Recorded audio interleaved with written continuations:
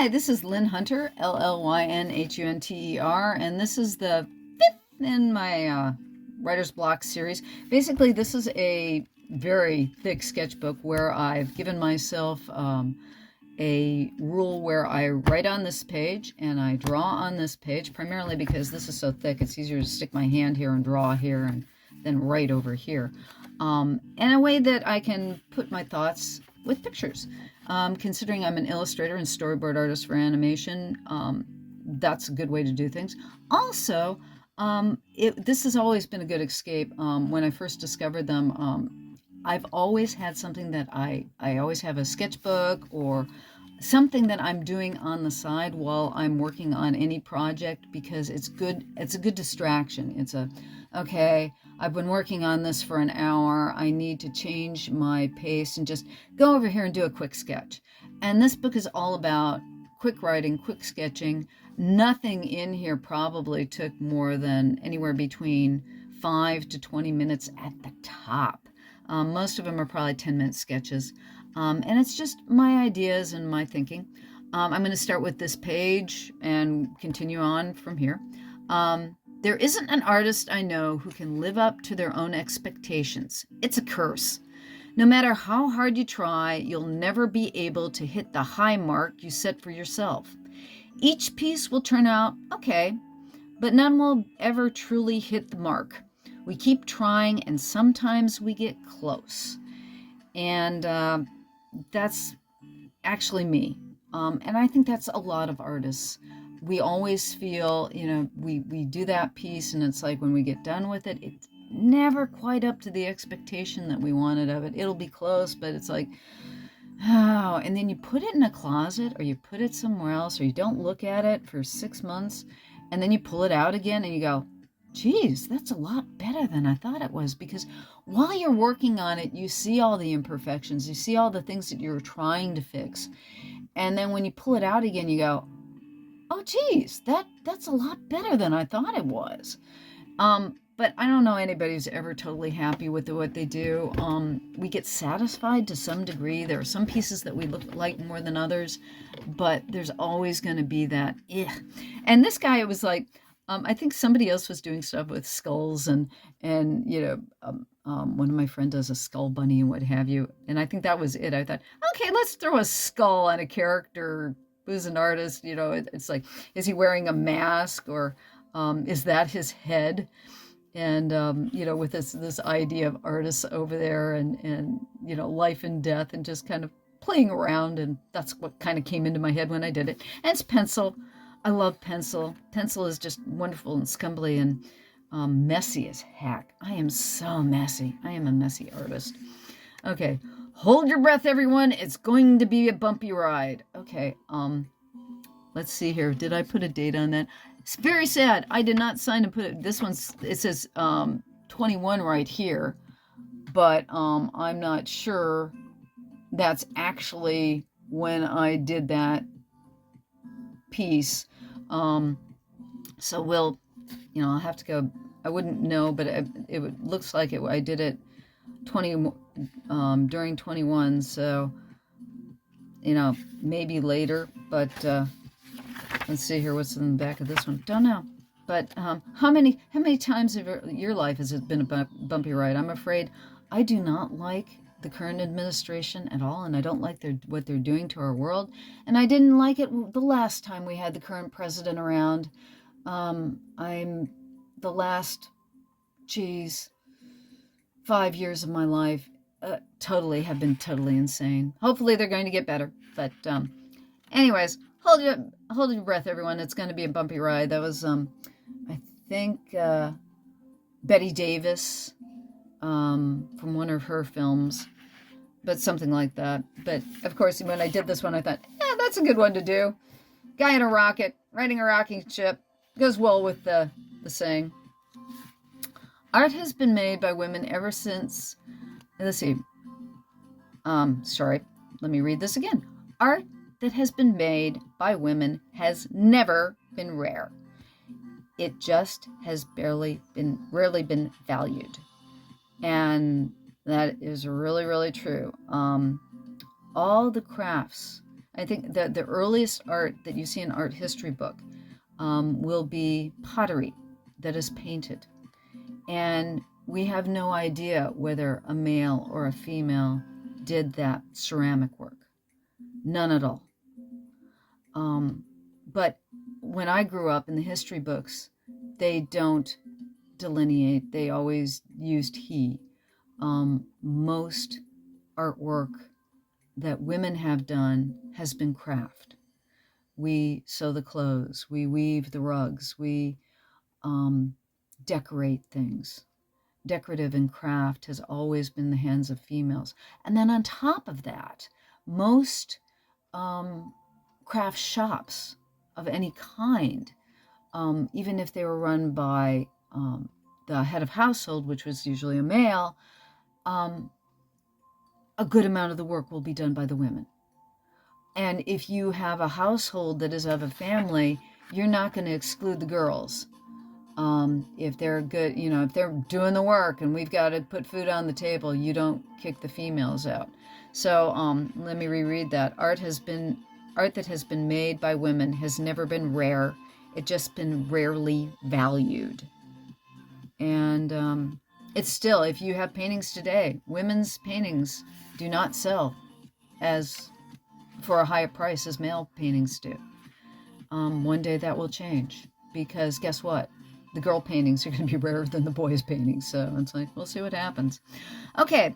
Wisdom is an illusion created by someone smarter than you. And that, I did this kind of Renaissance woman next to it, especially after drawing this. And I'm not sure. I don't think I drew these, like I said, on the same day. I mean, I'll draw back and forth and all over in this book. But wisdom is, an illusion created by someone smarter than you. It's like, how many times have you guys found that, you listen to something and after the fact, like a philosophy channel or something, and I'll go, wait a second, that person just sounded smart. They weren't really smart. But anyways, I just wrote that one down. I want to stop time. There is too much I need to do, too much I want to do, including the time I take to figure out what is and isn't important. Yeah. And I just put this little guy over here that broke a clock. And that's a fact. I mean, it's like I'm 65 now. I have done a lot of drawing in my life. I have a barn full of the storyboards, and I've got to start going through those too, and start doing maybe vids on what storyboarding was like 20 years ago, because it isn't the same thing it is today. But I'm still trying to do the things I want to do instead of the things I have to do. Okay. I keep putting my hand in the fire because sometimes fire is an illusion. And ce n'est pas un pipe. This down here, I am a Magritte fan. If you do not know who Magritte is, go to YouTube, find some videos, look him up, look at the paintings that he did. He was one of the turn of the century impressionists, and he was a I'm trying to think the correct term for what they called his art. I think they called him a surrealist. Technically he was a surrealist, but he did all these marvelous illusionist type paintings. But he pointed out that when you paint something two-dimensional or draw something two-dimensional, it's not a pipe. It is a symbol of a pipe, because you can't touch it, you can't feel it, it doesn't burn. It's a pipe. But I keep putting my hand into the fire because sometimes the fire is an illusion. And that one I wrote down because I keep on experimenting, I keep on trying, I keep on stepping out. And that's a good part of life. Be aware. It's basically be wary of your fears, because a lot of times your fears are an illusion, and that's kind of what I was doing. And then this one I definitely did to go with that saying. I did a person sticking their hand into the camera so that they're far away and the flames are burning around them. So I was kind of fiddling with both those ideas. Okay, this one I really like a lot, because this is what I consider a crappy drawing. I don't know if you like it. It's not one of my best. It's really gloppy, ballpoint pen, screwed it up. But I thought both the drawing and the saying together work really, really well. I've had to draw at light speed for so long, I don't know how to slow down. But then I'm afraid that I still don't draw fast enough or good enough. When you're a storyboard artist, the one thing that if you're going to be in animation, you have to draw fast. They have the deadlines are getting insane, and computer has not made things better. Computer has made things worse because the people in charge think the computer does all the work, and so they give these ridiculous deadlines that are inhuman, and it causes burnout like crazy. And I'm really, really glad that I don't have to work in animation anymore. I can't seem to find any jobs in animation at the present, so I'm doing more illustration and more drawing and more doing things like this, posting on the internet, because I would like to help the younger animation generation find a way to make a living at it, but you guys are going to have the worst time of all. Don't stop drawing, don't stop creating, but boy, everybody's got to be faster than heck.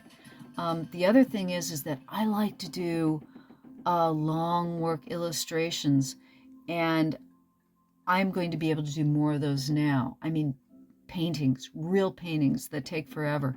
When you're on computer, some things take longer, some things take shorter, but there's nothing like playing with greasy, grimy gopher guts. I mean, real tools on real paper has a visceral quality that you don't get anywhere else. I'm going to do one more here, and that'll be it for this vid. Okay, to be an artist is to be a magician. It is a skill that you have to have some aptitude for, but can be learned and must be trained for, even if you have only the smallest ability.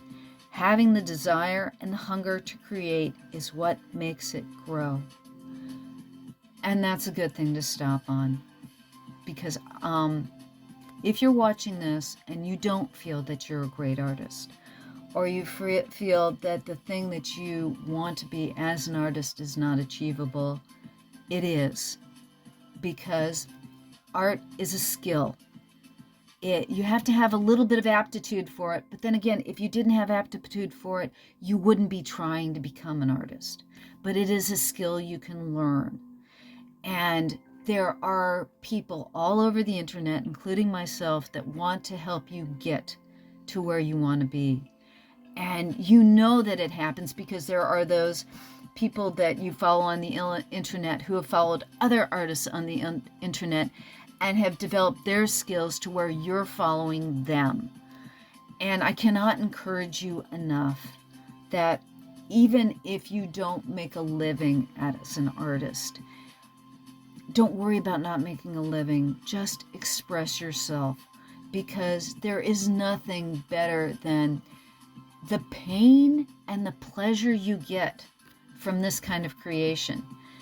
And when I wrote this down, I wrote it to myself. When I'm writing these things, I'm writing this to not only to you, because I'm trying to leave a legacy behind.